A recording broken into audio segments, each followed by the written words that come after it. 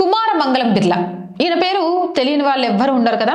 ఈయన 2 days back కౌన్ బనేగా కరోడ్పతి గేమ్లో Sony ఛానల్లో ప్రసారం అవుతుంది, అందులో పాల్గొన్నారు.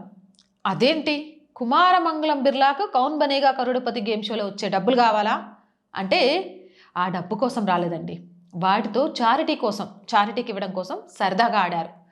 మొత్తం గేమ్ మనీ 7 కోట్లు గెలిచినా కూడా అది ఆయనకు ఒక వేరుశనగ పప్పుతో సమానం.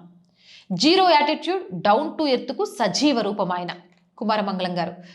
అలాంటి ఆయన అక్కడ కష్టాల్లో ఉన్నప్పుడు ఏం చేశారు, ఎలా దాన్ని సస్టైన్ చేశారు అంటే ఎంత గొప్పగా చెప్పారు అంటే, నా సనాతన హైందవ ధర్మం ఎంత గొప్పది అని అంటే, నా దగ్గరకు వస్తే నన్ను నమ్మితే నీ కష్టాలు పోతాయని ప్రచారం చేసుకోదు, కానీ నమ్మి చూస్తే కష్టానికి అడ్డుగా నిన్నబడి నిన్ను గెలిపిస్తుంది.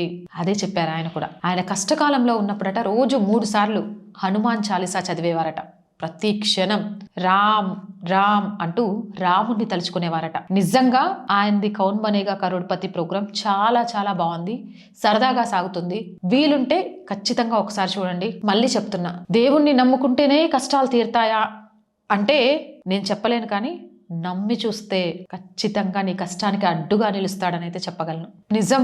ఆయనే కాదు, ఈ రోజుకి టిల్ నౌ నేను ఖచ్చితంగా రోజు హనుమాన్ చాలీసా చదువుకుంటా. హనుమాన్ చాలీసా చదివిన ప్రతి ఒక్కరూ ధైర్యంతో నిలబడగలుగుతారు. ఎంత కష్టమైనా గెలుస్తా అనే ధైర్యాన్ని తెచ్చుకోగలుగుతారు. ఏ రకమైన అడ్డంకులు వచ్చినా వాటన్నిటిని దాటుకుంటూ వెళ్తారు. ఎందుకంటే రాముడి కంటే ఎక్కువ కష్టపడ్డ వాళ్ళు ఎవరున్నారు? హనుమాన్ కంటే ధైర్యంగా సముద్రాన్ని దాటే వాళ్ళు ఎవరుంటారు?